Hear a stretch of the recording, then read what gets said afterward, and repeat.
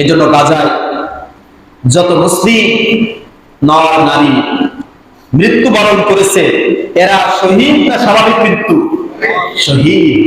শহীদ হয়েছে সব।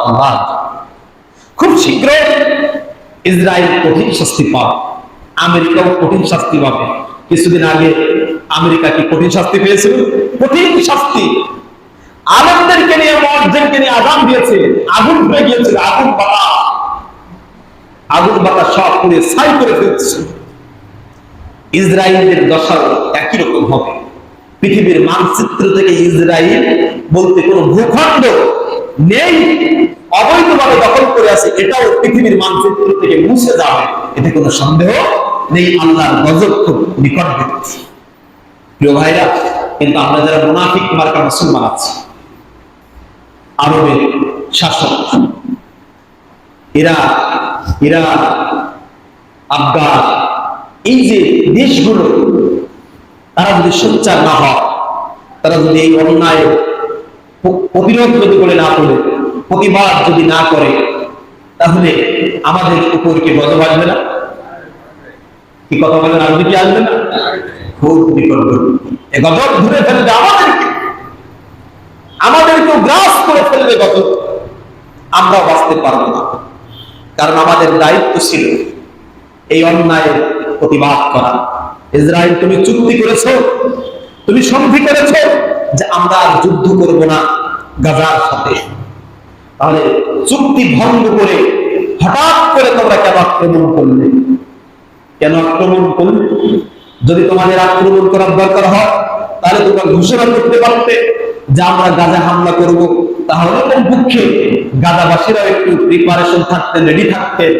কমপক্ষে শিশু, নারী, এগুলো তো বাঁচতে পারতো, তারা কমপক্ষে তাদের নিজেদের আশ্রয় স্থানে চলে যেতে পারতো। কি কথা বলেন ঠিক? কিন্তু আমরা কি অবস্থায় তোমরা হামলা করো? আল্লাহ তাআলার গজব নিকটবর্তী, সম্পূর্ণ অবৈধ অন্যায় তোমরা করেছো। আল্লাহ তাআলা, আমরা দোয়া করি এই বাংলাদেশের এক প্রান্ত থেকে, আমাদের কিচ্ছু করার নাই, আমরা দোয়া করি আল্লাহ তাআলা শক্তি দিয়ে ইসরায়েল এবং আমেরিকাকে চিরতরের জন্য পৃথিবীর মানচিত্র থেকে আল্লাহ তাদেরকে মুছতে দেন। বলুন আমিন। আর একটু আওয়াজ দিয়ে বলেন আমিন। প্রতিবাদ করা দরকার। আজকে সারা বাংলাদেশে এটা প্রতিবাদ হবে। ইমানের দাবি, এটা আমাদের ইমানের দাবি। আমরা এটা প্রতিবাদ করতে পারি, কিন্তু আমরা পারি না, আমাদের নানান সমস্যা আছে। আমরা 50 জনের প্রতিবাদ করতে পারি, আপনি বলতে পারেন এই প্রতিবাদের ভাষা কি যায় নাকি? আমার ইমানের জায়গা থেকে আমি করতে পারি, সেখানে পৌঁছাক বা নাও পৌঁছাক, এটা তো আমার ইমানের প্রশ্ন। প্রতিবাদ করা আমার উপর ফরজ, কিন্তু আমরা এটা করি না, করতে পারি না, যা আফসোস আমাদের জন্য। এই জন্য আমরা যে যেখান থেকে আছি, আমাদের প্রতিবাদ করা দরকার। আমাদের এরকম সংগঠন থাকা দরকার যে যখনই কোন অন্যায় এরকম ঘটবে, দল মত নির্বিশেষে, কোন দলীয় ব্যানারে না, আমাদের বাংলাদেশের কোন দলীয় ব্যানারে না, স্বতন্ত্রভাবে আমরা ব্যানার করে এটা প্রতিবাদ করব, সবসময় অন্যায়ের বিরুদ্ধে প্রতিবাদ করব। এইরকম স্বতন্ত্র দল আমাদের থাকা দরকার আছে। দলীয় ব্যানারে প্রতিবাদ করতে গেলে নানান কথা, কোন দলীয় ব্যানার না,